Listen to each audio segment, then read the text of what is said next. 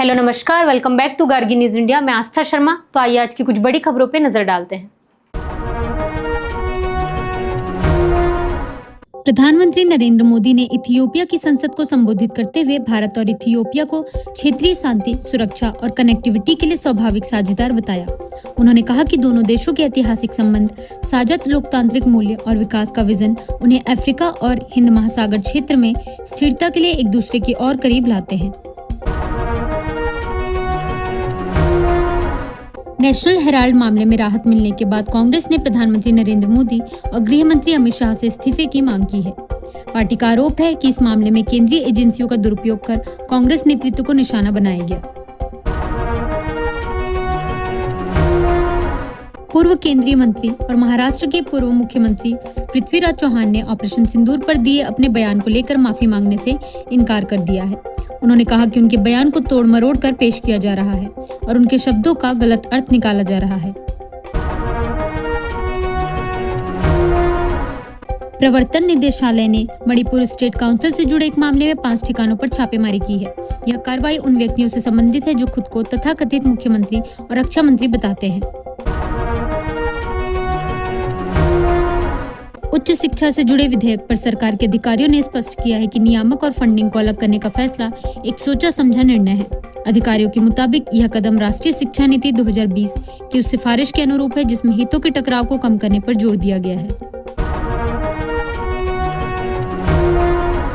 Supreme court ने केंद्र सरकार और सुप्रीम कोर्ट बार एसोसिएशन से ऐसे ठोस उपाय सुझाने को कहा है ताकि भविष्य में मुख्य न्यायाधीश पर हमले जैसी घटनाओं की पुनरावृत्ति रोकी जा सके।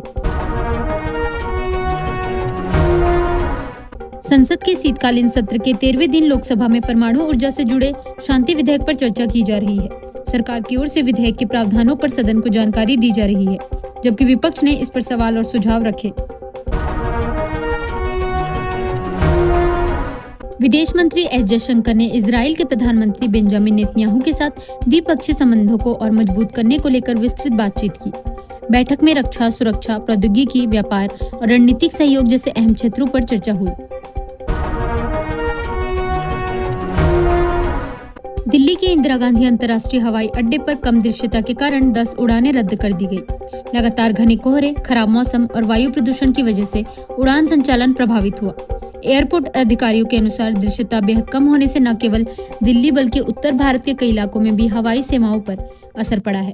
कई उड़ानों में देरी हुई जबकि कुछ को रद्द करना पड़ा।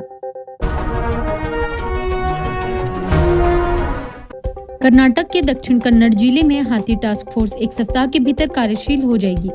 यह जानकारी वन मंत्री ने मानव हाथी संघर्ष की बढ़ती घटनाओं के मद्देनजर दी है। एमएलसी किशोर कुमार पुत्तूर ने बताया कि वह वन मंत्री जल्द ही संघर्ष प्रभावित इलाकों का दौरा करेंगे।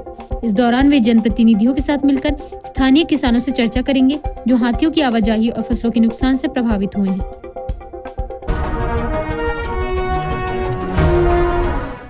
फिलीपींस सरकार ने पोंडी गोलीकांड के आरोपियों की फिलीपींस यात्रा को लेकर आतंकी प्रशिक्षण के दावों को खारिज किया है। फिलीपींस की सेना के अधिकारी जक्सीर्स त्रिनिदाद ने कहा कि इस मामले में ऐसे किसी प्रशिक्षण के कोई ठोस सबूत नहीं मिले हैं।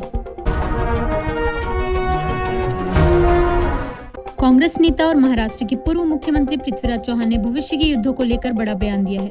उन्होंने सवाल उठाया कि क्या आने वाले समय में एक बड़े थल सेना बल की उतनी आवश्यकता रहेगी जितनी पहले मानी जाती थी।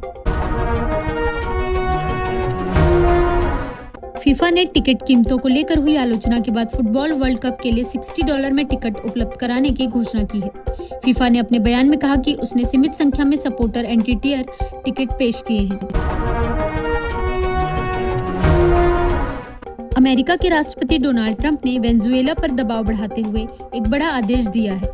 ट्रंप ने उन सभी प्रतिबंधित तेल टैंकरों को वेनेजुएला में प्रवेश से रोकने के निर्देश दिए हैं जो अमेरिकी प्रतिबंधों के बावजूद वहां तेल व्यापार में शामिल हैं। फुटबॉल जगत के दिग्गज खिलाड़ी लियोनेल मेसी ने भारत में स्थित वन्यजीव संरक्षण केंद्र वनतारा का दौरा किया। यह अत्याधुनिक वाइल्ड लाइफ फैसिलिटी उद्योगपति अनंत अंबानी द्वारा स्थापित की गई है। कांग्रेस नेता राहुल गांधी ने भारत के विनिर्माण क्षेत्र को लेकर चिंता जताई है। उन्होंने कहा कि भारत में मैन्युफैक्चरिंग लगातार कमजोर हो रही है और तेज आर्थिक विकास के लिए देश को मजबूत और अर्थपूर्ण मैन्युफैक्चरिंग इकोसिस्टम तैयार करने की जरूरत है। दिल्ली सरकार प्रदूषण नियंत्रण को और प्रभावी बनाने के लिए पीयूसी सर्टिफिकेट जारी करने की प्रणाली में बड़े बदलाव करने की योजना बना रही है। दिल्ली के पर्यावरण मंत्री मनजिंदर सिंह सिरसा ने बताया कि मौजूदा सिस्टम को ओवरहॉल किया जाएगा ताकि वाहनों के प्रदूषण की निगरानी और सख्ती से की जा सके।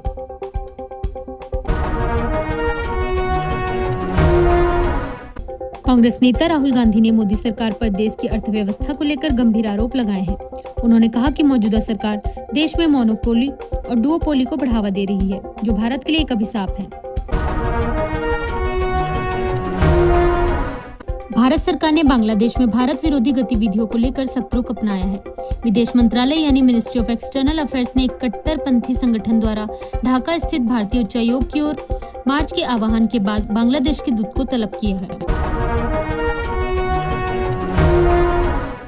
ऑस्ट्रेलिया के बॉन्डी बीच पर हुई भीषण गोलीबारी को लेकर भारत में भी राजनीतिक प्रतिक्रियाएं सामने आ रही है। तेलंगाना बीजेपी अध्यक्ष ने इस घटना में हैदराबाद के एक व्यक्ति की कथित संलिप्तता को भारत के लिए अपमान बताया है। बिहार में महिला सशक्तिकरण से जुड़ी एक सरकारी योजना को लेकर प्रशासन मुश्किल में पड़ गया है। महिला केवल योजना के तहत गलती से कुछ पुरुषों के बैंक खातों में 10,000 की राशि ट्रांसफर हो गई, जिसे अब वापस वसूलना अधिकारियों के लिए चुनौती बन गया है। दिल्ली में बढ़ते वायु प्रदूषण को देखते हुए सरकार ने कड़े कदम उठाने का ऐलान किया है। दिल्ली सरकार के मंत्री ने बताया कि 18 दिसंबर से सभी निजी और सरकारी दफ्तरों में 50% कर्मचारियों के लिए वर्क फ्रॉम होम अनिवार्य किया जाएगा। संसद ने 71 कानूनों को निरस्त और संशोधित करने से जुड़े एक अहम विधेयक को मंजूरी दे दी है। राज्यसभा में रीअपीलिंग एंड अमेंडिंग बिल 2025 पेश करते हुए केंद्रीय कानून मंत्री अर्जुन राम मेघवाल ने कहा कि इस विधेयक का उद्देश्य पुराने और अप्रासंगिक कानूनों को हटाना है। प्रधानमंत्री नरेंद्र मोदी अपने 3 देशों के दौरे के अंतिम चरण में ओमान के लिए रवाना हो गए हैं। यह दौरा ओमान के सुल्तान हैथम बिन तारिक के निमंत्रण पर हो रहा है। ओमान पहुंचने के बाद प्रधानमंत्री मोदी और सुल्तान हैथम बिन तारिक के बीच द्विपक्षीय वार्ता होगी, जिसमें भारत ओमान रणनीतिक साझेदारी को और मजबूत करने पर चर्चा की जाएगी। बीमा क्षेत्र से जुड़े नए इंश्योरेंस बिल पर आज राज्यसभा में जोरदार बहस देखने को मिली। इस दौरान कांग्रेस ने सरकार पर तीखा हमला करते हुए कहा कि पार्टी मुनाफाखोरी को किसी भी हाल में बर्दाश्त नहीं करेगी। लोकसभा में शांति बिल को लेकर चर्चा के दौरान केंद्रीय मंत्री डॉक्टर जितेंद्र सिंह ने स्पष्ट किया कि सरकार ने इस बिल में कोई बड़ा बदलाव नहीं किया है, बल्कि मौजूदा बिल में केवल आवश्यक संशोधन किए गए हैं। उन्होंने कहा कि बिल की मूल भावना और उद्देश्य पहले जैसे ही हैं। अमेरिका के राष्ट्रपति डोनाल्ड ट्रंप ने ट्रैवल बैन का दायरा और बढ़ा दिया है। नई घोषणा के तहत 5 और देशों को यात्रा प्रतिबंध सूची में शामिल किया गया है, जबकि कुछ अन्य देशों पर अतिरिक्त सख्त शर्तें लागू की गई हैं। दिल्ली हाईकोर्ट ने इंडिगो एयरलाइन से जुड़े फ्लाइट संकट मामले में दायर एक जनहित याचिका पर सुनवाई से इनकार कर दिया है। यह याचिका उन यात्रियों को लेकर दायर की गई थी जिनकी उड़ानें नवंबर और दिसंबर में रद्द कर दी गई थी। जेपी नड्डा ने SIR यानी स्पेशल इंटेंसिव रिवीजन का बचाव करते हुए कांग्रेस पर तीखा हमला बोला है। जेपी नड्डा ने कहा कि कांग्रेस को SIR पर सवाल उठाने के बजाय अपनी चुनावी हार के वास्तविक कारणों पर आत्ममंथन करना चाहिए। भारत और ओमान के बीच आर्थिक सहयोग को नई मजबूती मिलने जा रही है। केंद्रीय वाणिज्य एवं उद्योग मंत्री पीयूष गोयल ने पुष्टि की है कि भारत और ओमान 18 दिसंबर को फ्री ट्रेड एग्रीमेंट पर हस्ताक्षर करेंगे। तो ये थी आज की बड़ी खबरें। बने रहिए गार्गी न्यूज इंडिया के साथ। मैं आस्था शर्मा, धन्यवाद।